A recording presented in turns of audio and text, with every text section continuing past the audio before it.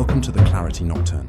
Tonight, we journey back to a moment in history when a nation, sealed for centuries, was violently thrown open to the world and chose not to break, but to remake itself entirely. This is the story of the Meiji Restoration, a period of such compressed and radical transformation that it has few parallels in human history. It is the saga of how a feudal society of samurai and shoguns, of rice paddies and rigid castes, reinvented itself in the span of a single generation into a modern, industrial, and imperial power. This was not merely a change of government. It was a revolution of the soul, a conscious and often brutal effort to shed the skin of the past to survive the future. It is a tale of ambition, innovation, sacrifice, and contradiction, where ancient traditions collided with steam engines, where the sword gave way to the rifle, and where a divine emperor became the symbol of a new centralized state. In this comprehensive exploration, we will dissect the final, turbulent years of the Tokugawa Shogunate, a period known as the Bakumatsu, where the arrival of Western black ships shattered a centuries-old peace. We will witness the fall of the last shogun and the rise of a new order under the young Emperor Meiji. We will delve into the sweeping reforms that dismantled a feudal society piece by piece, abolishing the samurai class, redrawing the map of the country, and building a modern state from the ground up. We will examine the pillars of this new Japan: a conscripted army, a state-driven industrial revolution, a universal education system designed to forge a new national identity, and the creation of a constitution that blended Western models with Japanese imperial ideology. Finally, we will confront the darker side of this rapid modernization, the social upheaval, the suppression of dissent, and the birth of an imperial ambition that would set Japan on a collision course with the world in the 20th century. Join us as we illuminate one of history's most audacious and consequential transformations, the Meiji Restoration. Part 1. The Shattering of a World. The Fall of the Tokugawa Shogunate. To understand the sheer scale of the Meiji Revolution, one must first comprehend the world it replaced. For over 2.5 centuries, from the year 1603, Japan had been under the rule of the Tokugawa Shogunate. This was a period of remarkable stability and peace, often called the Pax Tokugawa. The founder, Tokugawa Ieyasu, had unified a war-torn country and established a system of governance designed to prevent chaos from ever returning. The core of this system was a rigid social hierarchy and a policy of near-total isolation from the outside world, known as sakoku, or closed country. Society was divided into 4 principal classes. At the apex were the samurai, the warrior administrators who constituted the ruling elite. Below them were the peasants, the backbone of the agrarian economy. Then came the artisans, and at the very bottom, the merchants, who, despite their growing wealth, were viewed with Confucian disdain as unproductive parasites. This order was meant to be immutable, a guarantee of social harmony. The shogunate, ruling from its capital in Edo, modern-day Tokyo, maintained control over the country's approximately 260 feudal lords, or daimyo, through a sophisticated system of checks and balances, most notably the Sankin Kotai system, which required every daimyo to spend alternate years in Edo, leaving their families behind as virtual hostages. This drained their finances and prevented them from plotting rebellion in their home domains. The policy of sakoku was equally strict. All Japanese were forbidden from leaving the country, and foreigners were forbidden from entering, with the sole exception of a small, highly regulated Dutch trading post on the artificial island of Dejima in Nagasaki Harbor. This policy was not born of ignorance, but of a calculated fear. The shogunate had witnessed the disruptive influence of European missionaries and colonial powers in other parts of Asia and concluded that seclusion was the only way to preserve Japan's political stability and cultural integrity. For over 200 years, this system worked. Japan developed a unique and vibrant internal culture. Cities like Edo and Osaka swelled into massive urban centers. A sophisticated market economy flourished. Literacy rates were surprisingly high, and arts like ukiyo-e woodblock printing and kabuki theater reached new heights of refinement. But this piece was a fragile one, built on a foundation that was slowly eroding from within and was utterly unprepared for the pressures that were building from without. The world outside Japan had not stood still. By the mid-19th century, the Industrial Revolution had transformed the West. European powers and a young, Ambitious United States were expanding their commercial and imperial reach across the globe, powered by steam, steel, and a belief in their own manifest destiny. China, Japan's colossal neighbor, had been humbled by Britain in the First Opium War, forced to cede territory and sign humiliating, unequal treaties. The news of China's defeat sent shockwaves through the small community of Japanese scholars who studied the West through Dutch texts. They understood that the technological gap between Japan and the Western powers had grown into a chasm, and that it was only a matter of time before the West turned its attention to their shores.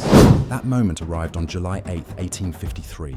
4 massive warships, their black hulls belching smoke, sailed uninvited into Edo Bay, a sight so alien and terrifying that they were immediately dubbed the Kurofune, the Black Ships. They were commanded by Commodore Matthew C. Perry of the United States Navy, who carried a letter from President Millard Fillmore. The letter was a demand, thinly veiled in diplomatic language, that Japan abandon its policy of isolation, open its ports to American trade, and guarantee the safety of shipwrecked American sailors. Perry was not there to negotiate. He was there to deliver an ultimatum.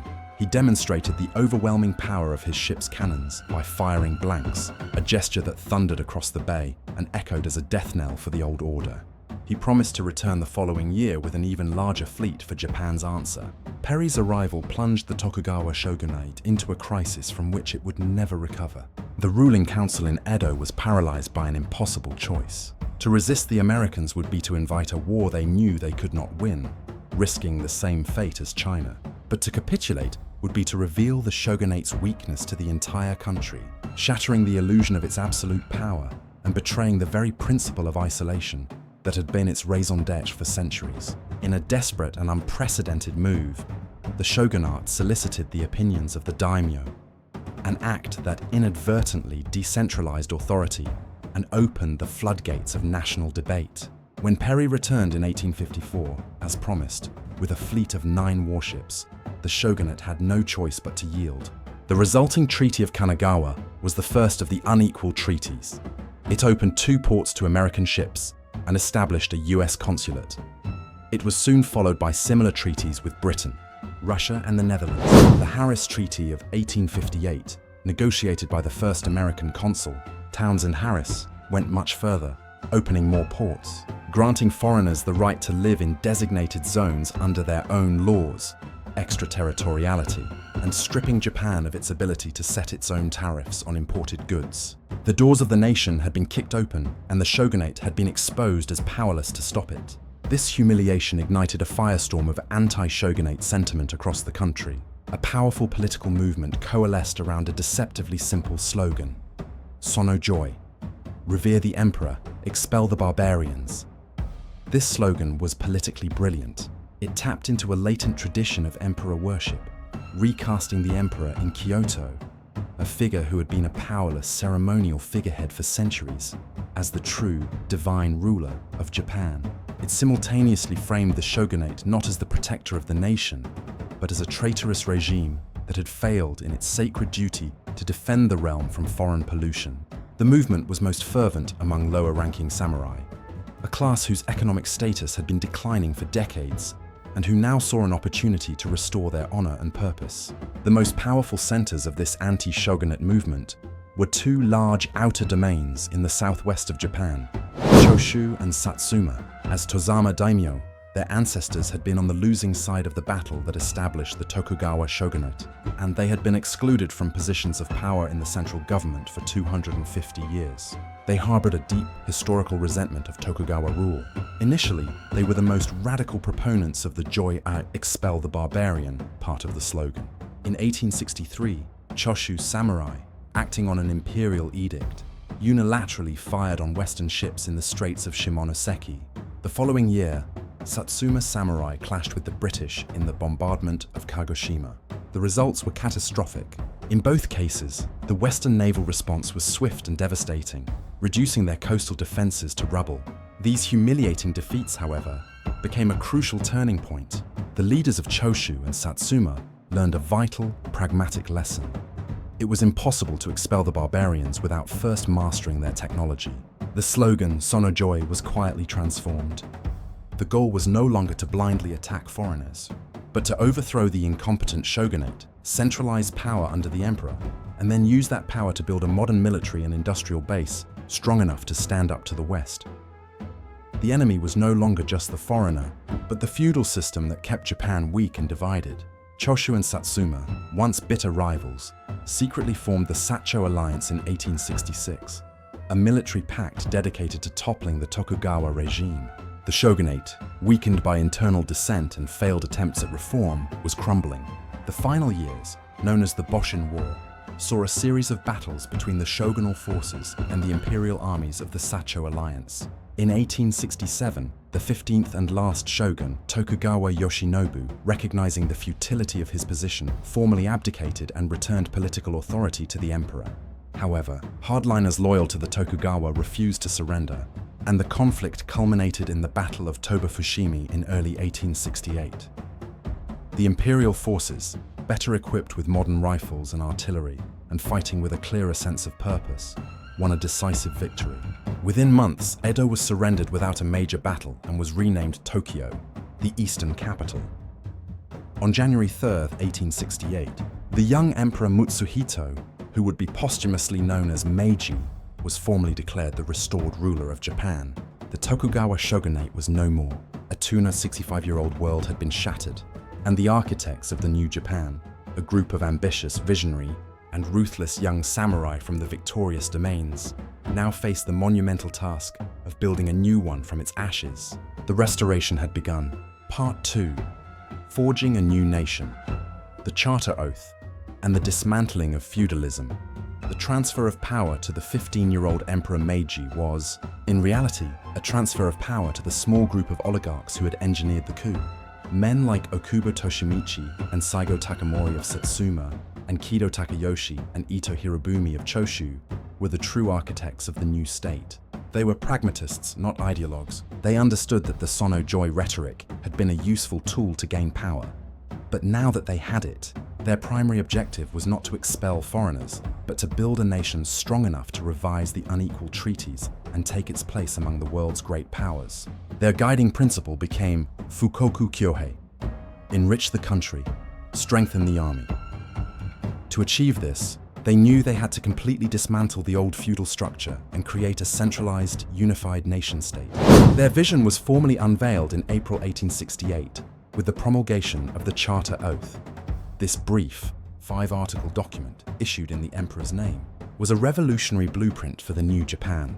It was a masterpiece of political communication, vague enough to avoid immediate opposition, but radical in its implications. Its articles declared: 1. Deliberative assemblies shall be widely established and all matters decided by public discussion. This was a stunning departure from the autocratic rule of the shogunate, hinting at the future creation of a parliament and a more inclusive form of government. 2. All classes, high and low, shall unite in vigorously carrying out the administration of the state.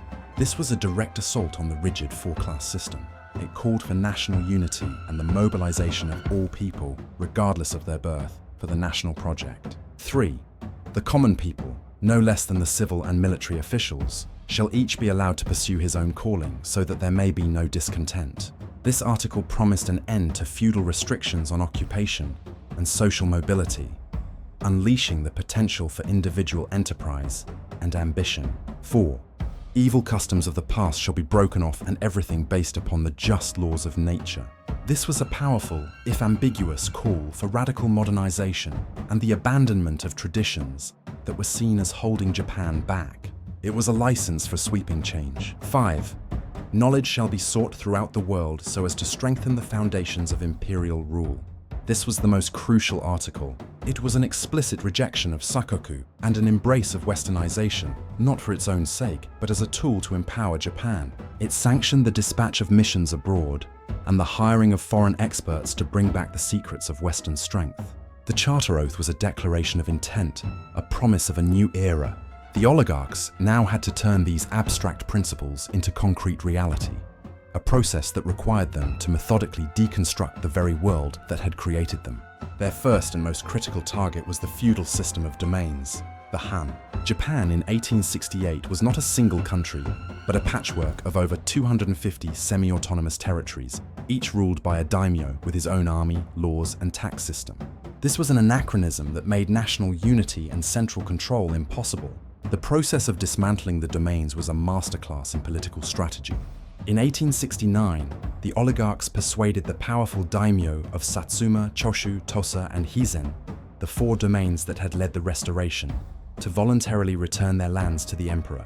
This act of symbolic loyalty put immense pressure on the other daimyo to follow suit. In return for surrendering their ancestral lands, the daimyo were appointed as governors of their former domains and were given generous stipends, often equivalent to a tenth of their domain's former tax revenue. This move effectively bought their compliance, transforming them from feudal lords into salaried officials of the central government. This was only a transitional step. In 1871, the government took the final, decisive action. In a single decree, the domains were completely abolished and replaced by a system of prefectures, whose governors were appointed directly by and answered to the central government in Tokyo. The map of Japan was redrawn. The last vestiges of feudal autonomy were erased. For the first time in its history, Japan was a truly unified state under the direct control of a central authority. The daimyo were ordered to move to Tokyo, where they were given titles in a new European-style peerage, the Kazoku. They were handsomely compensated but stripped of all political and military power. Their era was over. The next target was the class system, and specifically, the samurai. The samurai had been the heroes of the Restoration, but they were now an obstacle to the modern state the oligarchs envisioned. They were a hereditary warrior class in an age that required a modern conscript army. They were a privileged, stipended elite, numbering nearly 2 million people, including their families, whose government salaries consumed almost a third of the state's revenue, an unsustainable economic burden. The Meiji leaders, themselves samurai, made the cold, calculated decision that their own class had to be eliminated for the good of the nation. The dismantling of the samurai class was done incrementally to soften the blow and prevent widespread rebellion. First, the complex hierarchy within the samurai class was simplified. Then, in 1872, the government established a national conscript army open to all classes. This was a profound social revolution. For centuries, the right to bear arms had been the exclusive privilege of the samurai. Now, commoners, the sons of peasants and merchants, were being trained as soldiers for the new national army, rendering the samurai's traditional military role obsolete. In 1876, the final blows fell. The government passed a law forbidding anyone other than military and police personnel from wearing swords in public. The sword, the very soul of the samurai, was reduced to a historical artifact. In the same year, the government converted the samurai stipends into one-time payments of interest-bearing government bonds. The amount was often far less than their former income, and with inflation, many former samurai were quickly impoverished. The samurai class, as a legal and social entity, had been abolished. They were now simply shizoku, or former samurai, forced to find new roles in a society that no longer valued their hereditary status. Some successfully transitioned into roles as government bureaucrats, military officers, teachers, or businessmen. Many others, lacking practical skills and unable to adapt, faced destitution and humiliation. This widespread discontent would soon boil over into violent rebellion. Alongside the abolition of the samurai, the government also formally abolished the old class distinctions for everyone else. The rigid hierarchy of peasant, artisan, and merchant was eliminated.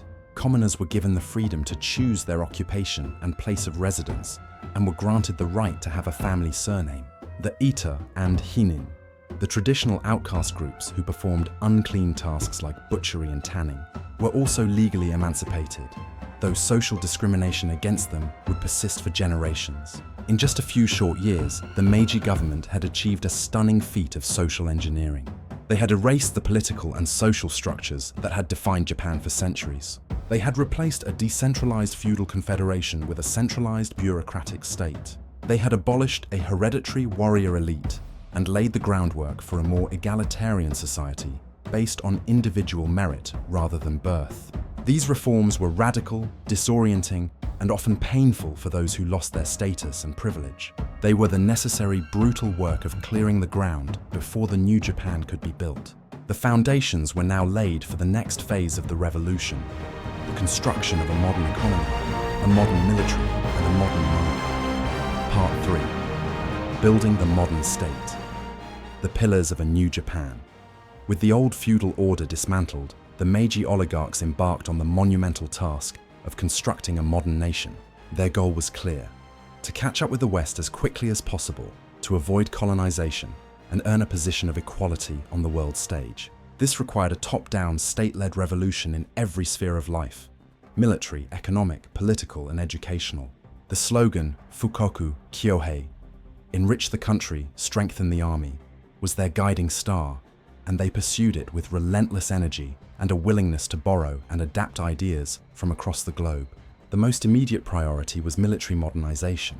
The oligarchs had learned from the humiliations of the Bakumatsu period that a strong, Western-style military was the essential prerequisite for national sovereignty. The old system of samurai-based armies loyal to individual daimyo was a relic. The new Japan needed a single national army loyal only to the emperor and the state. The architect of this new military was Yamagata Aritomo, a man from Choshu who would become one of the most powerful figures in Meiji Japan. Under his leadership, Japan created a national conscription system in 1873, requiring all young men to serve a term in the military. This was not just a military reform, it was a social one. It broke the samurai's monopoly on violence and served as a powerful tool for social integration, bringing together men from different regions and classes and indoctrinating them with a sense of loyalty to the new nation. The new Imperial Japanese Army was modeled extensively on the Prussian, later German army, which was considered the most efficient and professional in Europe. A German general staff system was adopted, and Prussian instructors were hired to train Japanese officers. The Imperial Japanese Navy, on the other hand, looked to Great Britain, the world's preeminent naval power, as its model. British shipbuilders constructed Japan's first modern warships, and Royal Navy officers advised on naval strategy and training. The government invested enormous sums of money in building arsenals, shipyards, and munitions factories. Within 2 decades, Japan possessed a military that was, by far, the most modern and powerful in Asia, a force that would soon be tested on the battlefield. Parallel to military buildup was a frantic push for industrialization. Japan in 1868 was an agrarian nation. To compete with the West, it needed railways, telegraphs, factories, and a modern financial system. Unlike in the West, where industrialization was often driven by private entrepreneurs, in Japan, the state took the leading role. The government saw industrialization as a national security imperative. It financed and built the first model factories in strategic sectors like textiles, especially silk and cotton, cement, glass, and chemicals. These factories were equipped with the latest machinery imported from Europe and America, and foreign engineers and technicians, known as Oyatoi Gaikokujin, were hired at exorbitant salaries to teach Japanese workers how to operate them. The government also spearheaded the development of modern infrastructure. The first railway line connecting Tokyo and Yokohama opened in 1872, a symbol of the new era of speed and connectivity. Telegraph lines were strung across the country, shrinking distances and allowing for instantaneous communication, which was vital for centralized governance. A modern postal service was established, and the government adopted the Gregorian calendar. To finance these massive undertakings, the government implemented a new land tax system in 1873. The old system of taxing a percentage of the harvest was replaced by a fixed annual tax based on the assessed value of the land, payable in cash. This provided the state with a stable, predictable source of revenue, but it was a harsh burden on farmers, especially in bad years, and led to numerous rural uprisings. In the 1880s, the government changed its strategy. Having kick-started the industrial process, it began to privatize most of its model factories, often selling them at bargain prices to a small group of politically connected entrepreneurs. This policy gave rise to the great industrial and financial conglomerates known as the Zaibatsu, or financial cliques. Companies like Mitsui, Mitsubishi, Sumitomo, and Yasuda, which had often started in shipping or finance, grew into massive, family-controlled empires that dominated virtually every sector of the Japanese economy, from mining and manufacturing to banking and international trade. This close relationship between the government and big business would become a defining feature of Japan's capitalist development. A national currency, the yen, was introduced, and a central bank, the Bank of Japan, was established in 1882, modeled on European central banks. to manage the money supply and stabilize the financial system. The Meiji leaders understood that a modern state required not just modern machines, but a modern citizenry. Education was seen as the key to creating a skilled, disciplined, and, above all, loyal population. In 1872, the government established a national system of compulsory elementary education for all children, boys and girls. The initial system was modeled on the French and American systems, emphasizing practical knowledge and individual development. However, as the years went on, the curriculum became increasingly centralized and nationalistic. The goal shifted from individual enlightenment to service to the state. Moral education, or shushin, became the core of the curriculum, teaching students the virtues of filial piety, obedience, and absolute loyalty to the emperor. The culmination of this trend was the Imperial Rescript on Education, issued in 1890. This document, which was read aloud at all important school ceremonies, commanded students to be loyal to their parents, harmonious in their families, and ready to offer yourselves courageously to the state, and guard and maintain the prosperity of our imperial throne. The education system became a powerful engine for producing a generation of patriotic, literate, and technically competent subjects ready to serve the nation's ambitions. Finally, the oligarchs had to create a modern political structure.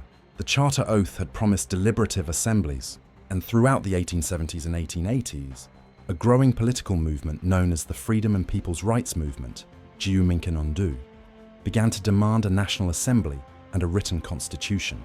Led by figures like Itagaki Taisuke, this movement organized petitions and public debates, putting pressure on the government to fulfill its earlier promises. The oligarchs, while wary of giving away too much power, recognized that a constitution and a parliament were necessary symbols of a modern nation, essential for gaining the respect of the West and achieving their goal of treaty revision. Ito Hirobumi was tasked with drafting the constitution. He led a mission to Europe in 1882 to study various Western models. He was particularly impressed by the conservative, monarch-centered Prussian constitution, which he saw as the most suitable for Japan's circumstances. After years of deliberation, the Constitution of the Empire of Japan, or the Meiji Constitution, was promulgated in 1889. It was presented not as a document demanded by the people, but as a benevolent gift from the emperor. It established Japan as a constitutional monarchy. It created a bicameral legislature, the Imperial Diet, with an elected lower house and an appointed upper house of peers.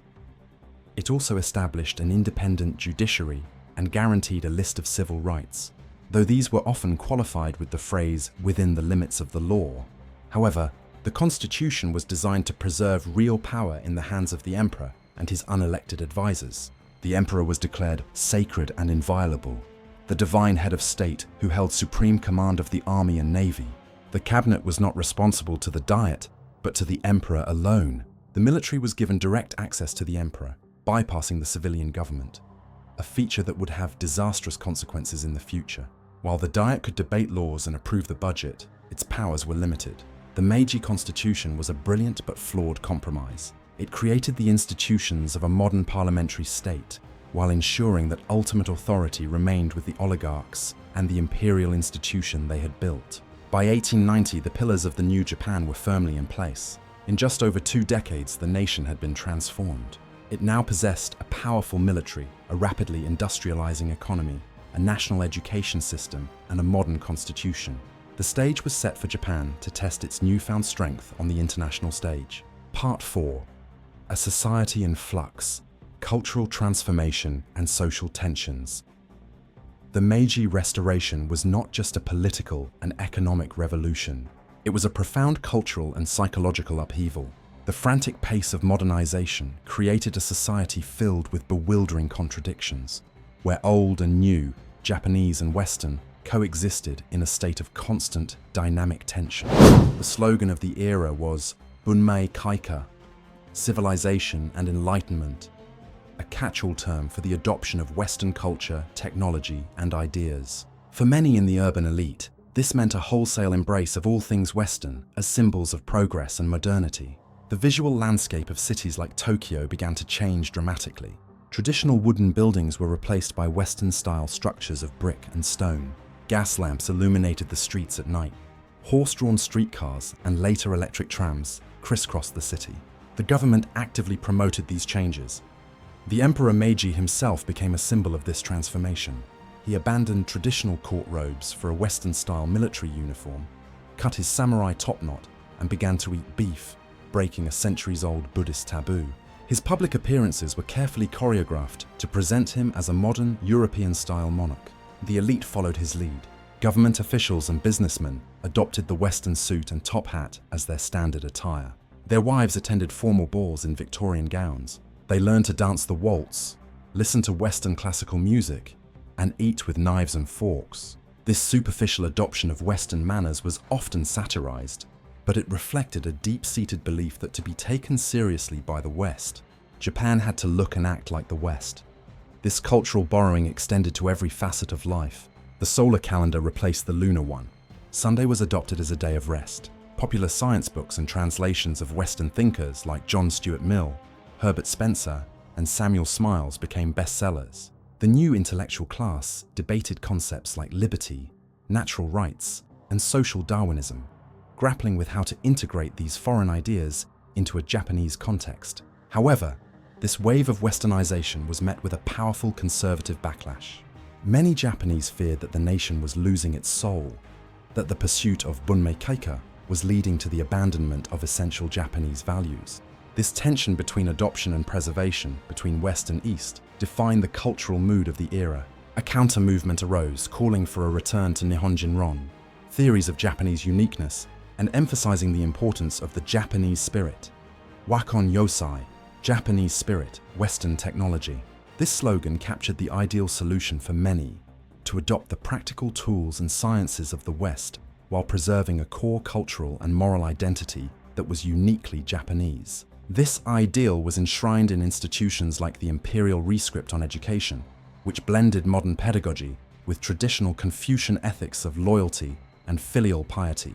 The social fabric was stretched to its breaking point by these changes. The abolition of the class system had created new opportunities, but also new anxieties. For the former samurai, the loss of status was a deep psychological blow.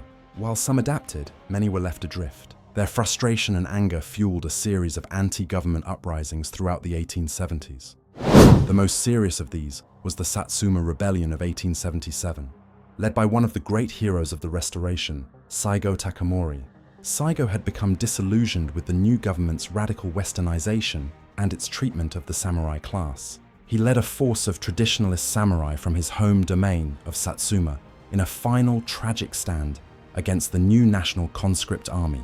The rebellion was a clash of two worlds, the old samurai warrior ethos against the modern, industrialized military. The new army, equipped with superior firepower and logistics, crushed the rebellion. Saigo committed suicide, becoming a tragic folk hero, a symbol of the noble but doomed samurai spirit. The defeat of the Satsuma Rebellion marked the definitive end of the samurai as a military and political force. There would be no turning back. For farmers, the Meiji era brought new hardships. The new land tax, while rational from the government's perspective, was inflexible and burdensome. Farmers were forced into a cash economy and were vulnerable to fluctuations in rice prices.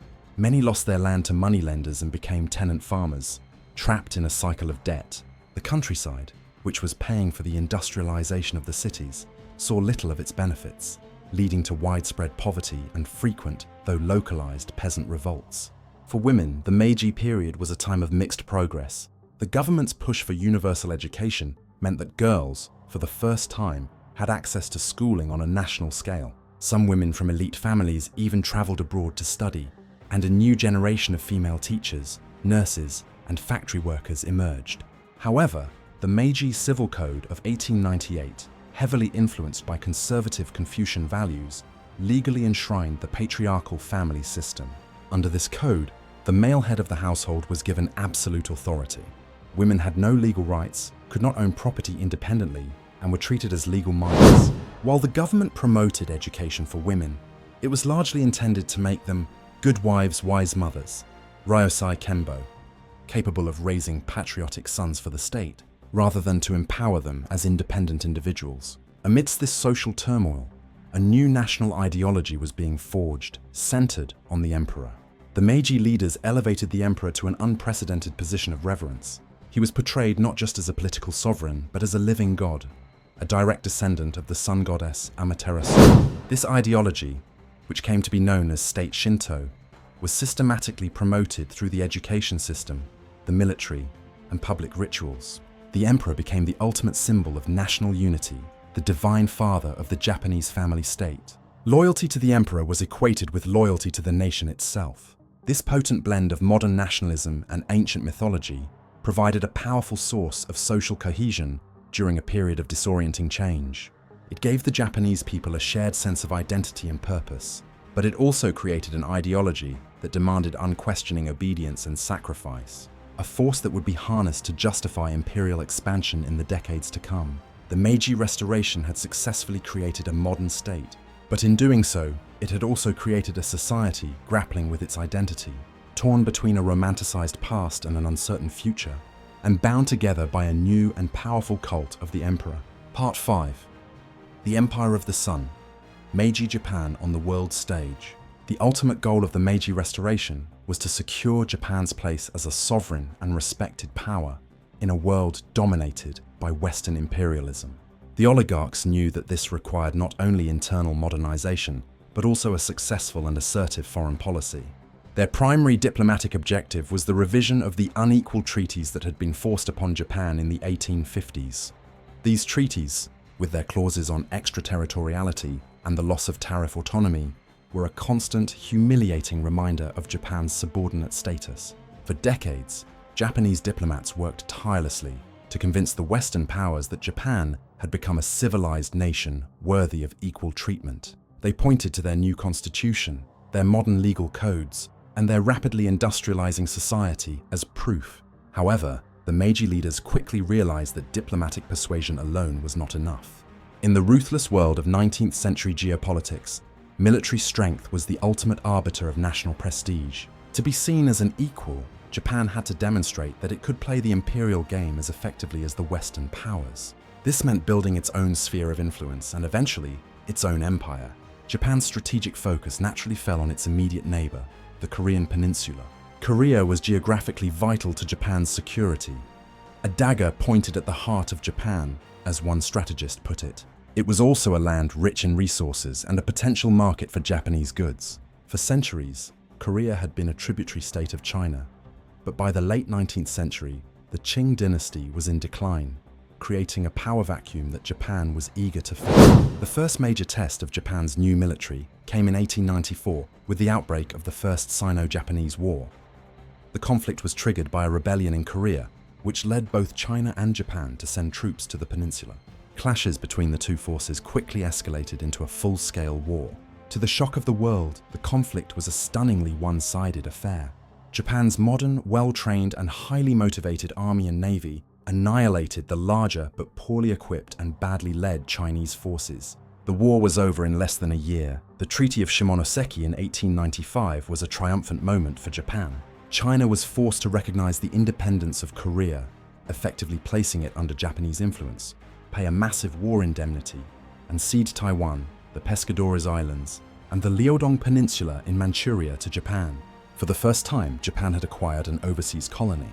The victory was a source of immense national pride and seemed to validate the entire Meiji project. However, the triumph was short-lived.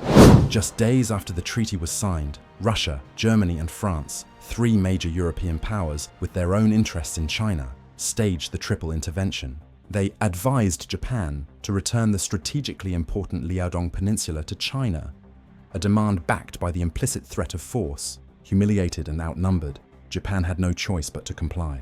This incident was a bitter lesson for the Meiji leaders. It taught them that even a decisive military victory was meaningless without the strength to stand up to the Western powers. It fueled a surge of nationalist resentment, particularly against Russia, which promptly leased the very same peninsula from China for its own use. The Japanese public felt cheated of their victory, and the government responded by doubling down on military expansion, using the Chinese indemnity to fund a massive increase in the size of the army and navy. The goal was to build a military so powerful that Japan would never be humiliated again.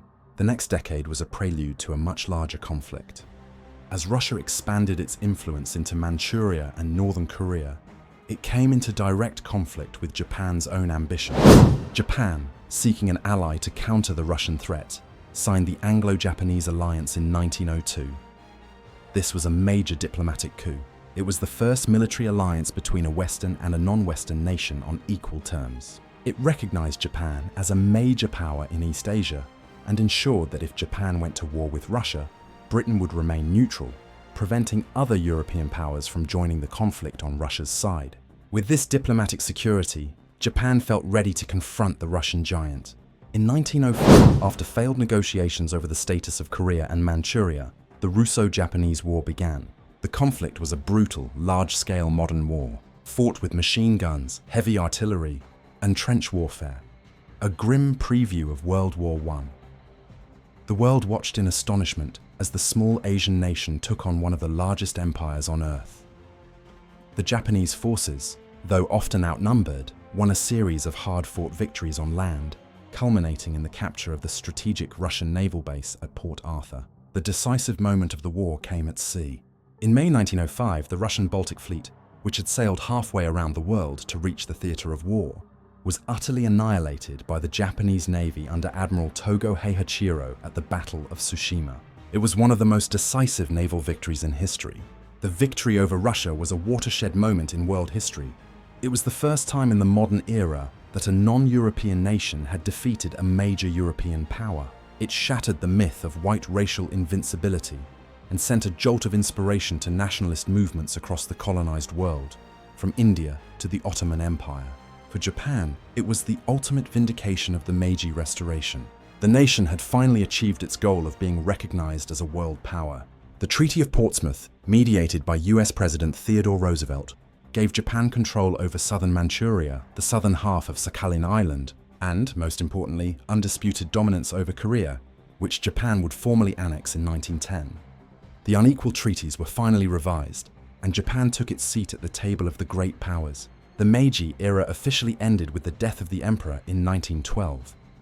In the 44 years of his reign, Japan had undergone a transformation of almost unbelievable speed and scale. It had pulled itself from the brink of colonization and remade itself into a powerful, centralized industrial state and a burgeoning colonial empire. The Restoration was a stunning success story, a model for other non-Western nations seeking to modernize. But this success came at a great cost. The relentless drive for wealth and power had created a society that was highly centralized, authoritarian, and militaristic. The democratic impulses of the early Meiji period had been subordinated to the demands of the state. The ideology of emperor worship and national superiority that had been so effective in mobilizing the nation for modernization would, in the decades to come, justify a path of aggressive expansionism that would lead Japan and the world into the catastrophe of another, even greater war. The legacy of the Meiji Restoration was therefore a dual one, a legacy of brilliant, self-driven modernization and a legacy of dangerous, unchecked ambition. Part 6. The Architects of the New Japan, the Meiji Oligarchs. The Meiji Restoration, while carried out in the name of a divine emperor, was not the work of a single infallible monarch. It was the calculated, often brutal, and brilliantly executed vision of a small, tightly knit group of men, the Meiji Oligarchs. These were not old, experienced statesmen, but young, ambitious former samurai, mostly from the victorious domains of Satsuma and Choshu. They had come of age in the crucible of the Bakumatsu crisis, had witnessed the power of the West firsthand, and were united by a burning conviction that Japan must transform or perish. They were pragmatists, not idealists, nation builders, not democrats. Their personal histories, rivalries, and shared vision are the inner story of the Restoration itself. At the heart of this group was Okubo Toshimichi of Satsuma, arguably the most powerful and clear-sighted of all the oligarchs. Okubo was the embodiment of cold, rational statecraft.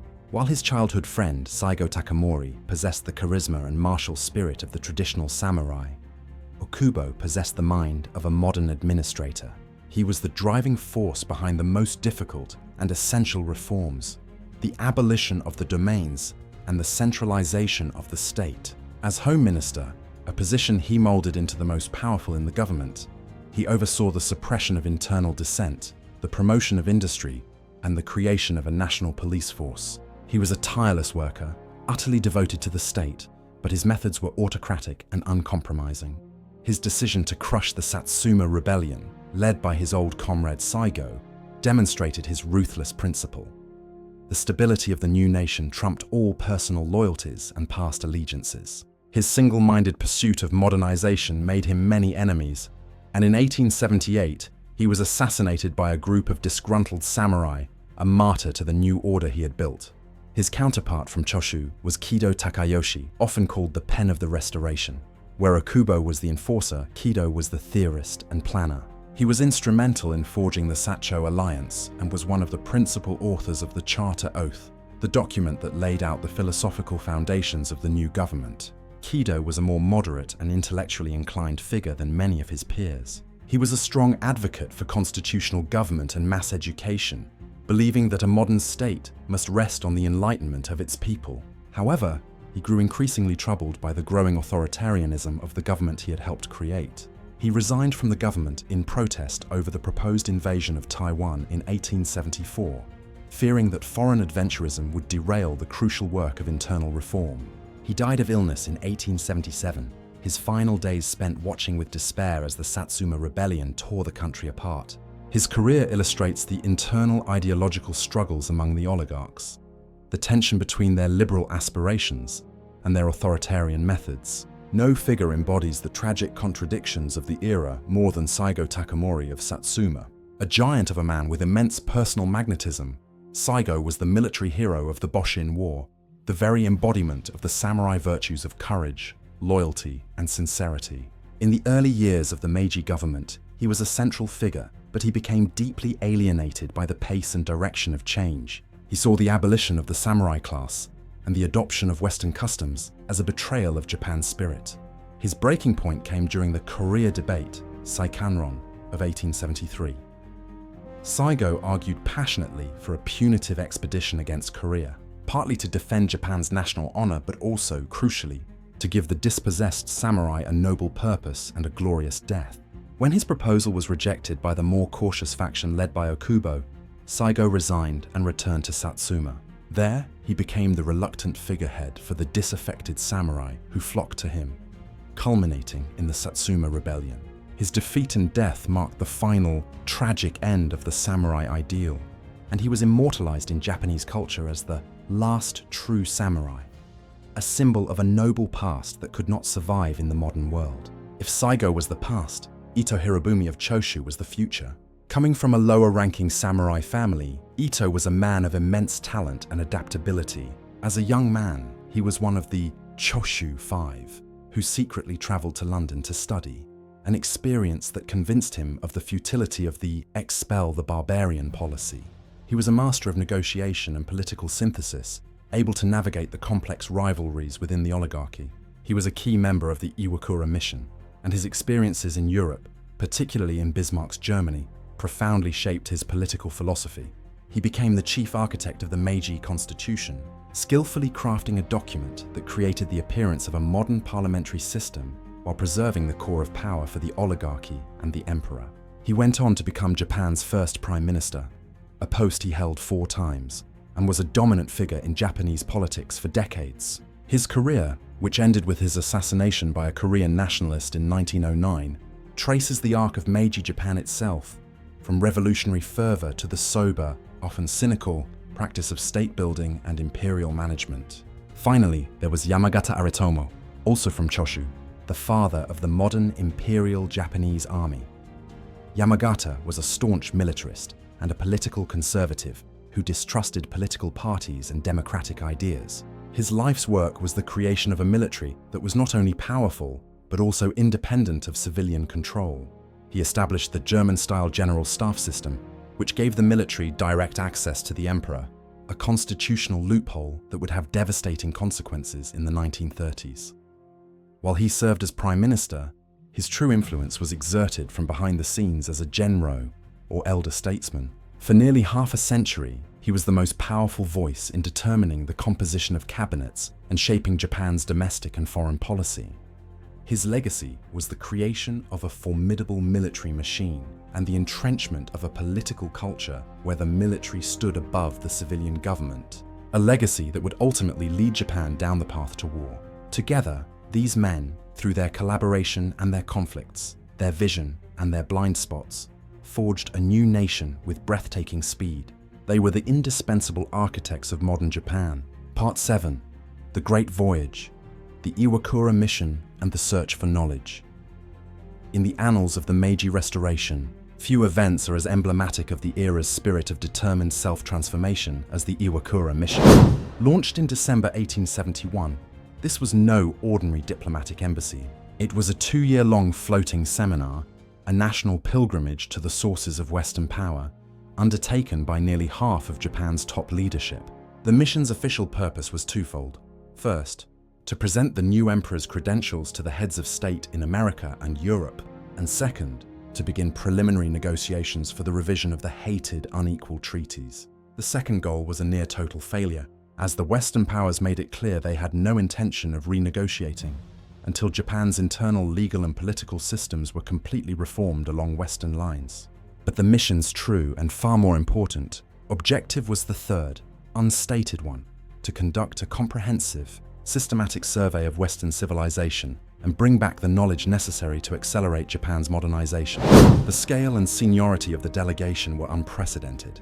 It was led by the court noble Iwakura Tomomi, and its 4 vice ambassadors included 3 of the most powerful men in Japan: Okubo Toshimichi, Kido Takayoshi, and Ito Hirobumi, accompanied by dozens of officials, scholars, and students.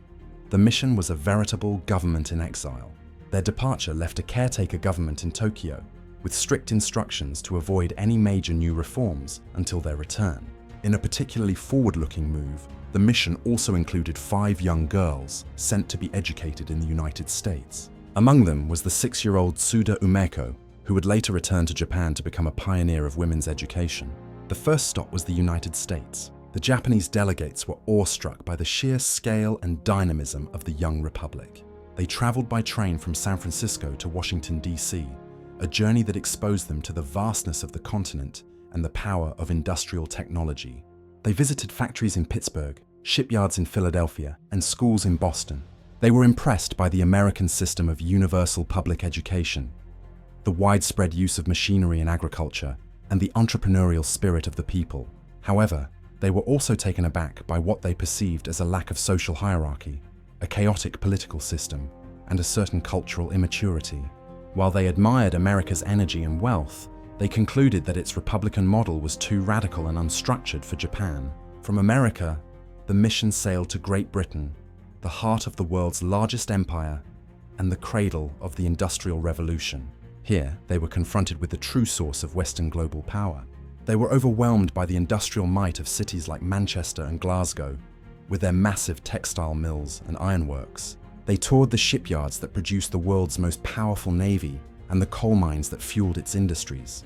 In London, they witnessed the intricate workings of global finance at the Bank of England. The British model of a constitutional monarchy, a powerful navy, and a global commercial empire became a key reference point for Japan's own aspirations. The most decisive leg of the journey, however, was their visit to continental Europe, and specifically to the newly unified German Empire. In Berlin, the delegates had a series of meetings with the Iron Chancellor, Otto von Bismarck. Bismarck, a master of realpolitik, lectured them on the realities of international relations. He advised them that military strength and national unity were the true foundations of sovereignty, and that liberal ideals like universal rights were secondary to the interests of the state. The Japanese leaders, struggling to build a strong central government in their own country, were deeply impressed by Germany's model of rapid, state-directed industrialization, its highly efficient bureaucracy, and its powerful, monarch-centered constitution that kept real power in the hands of the executive. For men like Okubo and Ito, Bismarck's Germany provided a compelling and practical blueprint for achieving national strength without sacrificing authoritarian control. The mission returned to Japan in September 1873, its members profoundly changed by what they had seen. They returned with a new sense of urgency and a much clearer, more strategic vision for modernization.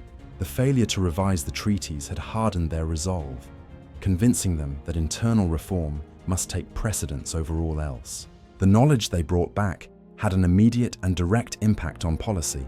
The German model became the primary inspiration for the Meiji Constitution and the structure of the imperial army. The British example guided the development of the navy and heavy industry. American and French ideas influenced the creation of the national education system and the new civil code. The Iwakura mission was far more than a fact-finding tour. It was the intellectual crucible in which the strategic direction of Meiji Japan was forged. It replaced the haphazard borrowing of the early years with a systematic and highly selective process of adaptation, ensuring that the new Japan would be built not on blind imitation, but on a carefully curated synthesis of the world's most powerful ideas and institutions. Part 8. The Price of Progress. The Underside of Modernization. The story of the Meiji Restoration is often told as a triumphant narrative of national success, a miracle of modernization. But this progress came at a staggering human cost, and the foundations of the new Japan were laid upon the suffering and sacrifice of millions. The relentless drive for industrialization and military strength created deep social dislocations, brutal working conditions, and environmental disasters that are often overlooked in the grand narrative of nation building. The engine of Japan's industrial revolution was its textile industry, particularly silk production. Silk was Japan's most important export, the primary source of the foreign currency needed to buy Western machinery and weapons. The industry was powered by the labor of hundreds of thousands of young women, often the daughters of impoverished farmers, who were sent to work in the filatures, or silk reeling factories. Conditions in these factories were often appalling. The women worked grueling hours, up to 14 or 15 hours a day, in hot, humid, and poorly ventilated buildings. They were housed in crowded, unsanitary dormitories, their lives strictly controlled by factory managers. Low wages, poor nutrition, and diseases like tuberculosis were rampant. These women were the unsung heroines of Japan's modernization, their cheap labor effectively subsidizing the nation's economic transformation. The conditions in the mines and heavy industries were even worse. The push to extract coal and copper to fuel the new factories and build the new warships led to the creation of a vast industrial workforce subjected to some of the most dangerous working environments imaginable. At the Takashima coal mine, for example, prisoners were used as forced labor, and accidents, cave-ins, and gas explosions were a regular occurrence. The most infamous example of the environmental cost of industrialization was the Ashio copper mine incident. The mine, owned by one of the new Zaibatsu, became one of the most productive in the world, but it did so by dumping vast quantities of toxic waste containing arsenic and sulfuric acid directly into the Watarase River. The pollution devastated the surrounding ecosystem, poisoning the water, killing the fish, and destroying the rice paddies of thousands of farmers downstream. The farmers, led by a Diet member named Tanaka Shozo, organized one of Japan's first environmental protest movements, petitioning the government for decades. Their struggle was largely in vain. The government, prioritizing industrial output over the welfare of its rural citizens, sided with the powerful mining company, violently suppressing protests and offering only minimal compensation. The Ashio case was a stark illustration of the Meiji state's priorities. The enrichment of the country often meant the impoverishment and poisoning of its people. The rapid urbanization that accompanied industrialization created its own set of problems. Cities like Tokyo and Osaka swelled with migrants from the countryside seeking work. They were crowded into poorly constructed tenements in sprawling slums, with inadequate sanitation and clean water. Epidemics of diseases like cholera and dysentery swept through these areas. A new urban poor emerged, a class of day laborers, rickshaw pullers, and factory workers living a precarious existence on the margins of the new, glittering modern city. While the elite in their brick mansions celebrated Bunmei Kaika, the urban underclass experienced a different, harsher side of modernity. The government's response to these social problems was often repressive. As industrialization progressed, labor unrest began to grow. The first strikes occurred in the 1880s, as workers began to organize to demand better wages and conditions. The government, however, viewed labor unions and socialist ideas as a dangerous threat to national harmony and industrial productivity. The Peace Police Law of 1900 severely restricted the rights of workers to organize, strike, or engage in collective bargaining. Leftist thinkers and labor activists were targeted by the police, their meetings broken up, and their publications censored. The state actively promoted an ideology of paternalistic capitalism, where the company was portrayed as a family and the workers were expected to be loyal and obedient children, a model that would dominate Japanese labor relations for much of the 20th century. The colonization of Hokkaido, the northernmost island of Japan, represents another dark chapter of the Meiji era. The government saw Hokkaido as a vital northern frontier, a buffer against Russian expansion and a source of land and resources. It launched a massive state-sponsored development program, encouraging Japanese settlers to move north with promises of free land. This process, however, was a form of internal colonialism that came at the direct expense of the indigenous Ainu people. The Ainu, who had their own distinct culture, language, and religion, were systematically dispossessed of their ancestral lands, which were declared state property. They were forced to assimilate, forbidden from practicing their traditional customs and speaking their language, and were pushed into a state of poverty and marginalization. The development of Hokkaido was celebrated as a triumph of the Meiji pioneering spirit, but for the Ainu, it was a story of cultural destruction and the loss of their world. The Underside of the Meiji Restoration reveals a fundamental truth about this period of radical change. The new, unified nation was built through the centralization of power and the mobilization of resources, a process that often required the state to sacrifice the interests of its most vulnerable citizens, farmers, women, industrial workers, and indigenous peoples, for what the oligarchs defined as the greater national good. The glory of the new empire was built on a foundation of their silent suffering. Part 9. The Meiji Legacy.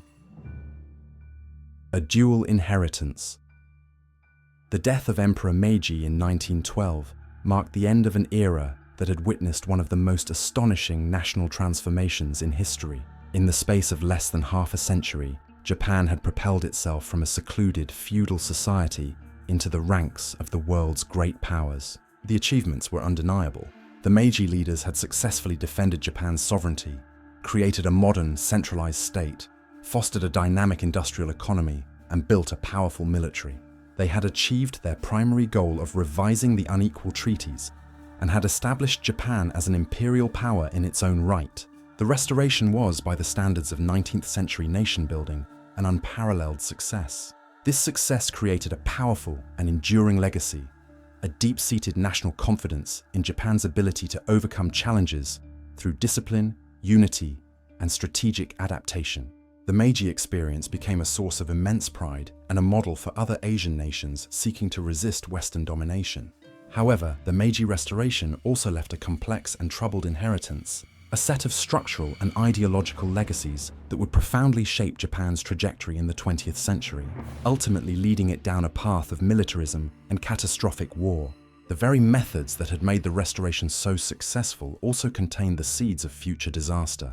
The political structure created by the Meiji Constitution was a hybrid of Western forms and Japanese authoritarianism. While it created a parliament, it left real power in the hands of an unelected elite.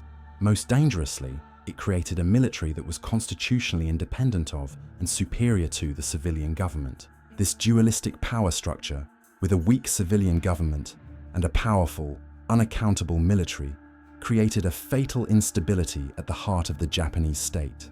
In the 1920s and 1930s, as the civilian oligarchs died out, the military would exploit this structural flaw to seize control of the government and lead the nation into a devastating war. The ideology forged during the Meiji era was equally problematic. The cult of the emperor and the doctrine of the family state, so effective at uniting the nation during a period of crisis, evolved into an ultra-nationalist ideology that demanded absolute obedience and suppressed all forms of dissent.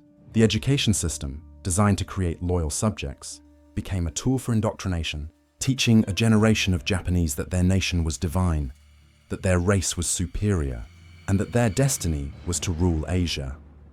This ideology provided the moral justification for imperial expansion and the brutalization of the peoples Japan conquered. Furthermore, the state-led model of economic development, which relied on a close alliance between the government and the zaibatsu, created a powerful industrial military complex. The interests of big business became intertwined with the interests of imperial expansion, as the colonies in Taiwan, Korea, and Manchuria provided a source of raw materials, cheap labor, and captive markets for Japanese goods. This economic structure created powerful vested interests that consistently pushed for a more aggressive foreign policy. In conclusion, the Meiji Restoration is a story of profound duality. It is a story of brilliant innovation and tragic hubris, of enlightened reform and authoritarian control, of national liberation and imperial aggression. The Meiji leaders saved Japan from colonization, but in doing so, they created a state that would become a colonizer itself. They built a modern nation, but they imbued it with an ideology that would lead to its ruin. To study the Meiji Restoration is to witness the awesome power of a nation to remake itself, but it is also to receive a sobering lesson in how the very tools of national survival can be forged into the weapons of self-destruction. The light of civilization and enlightenment cast a long and dark shadow, a shadow that would stretch far into the century that followed. The story of Meiji is, therefore, not just a chapter in Japanese history. It is a timeless and cautionary tale about the complex and often contradictory nature of progress itself. Thank you for joining us on the Clarity Nocturne.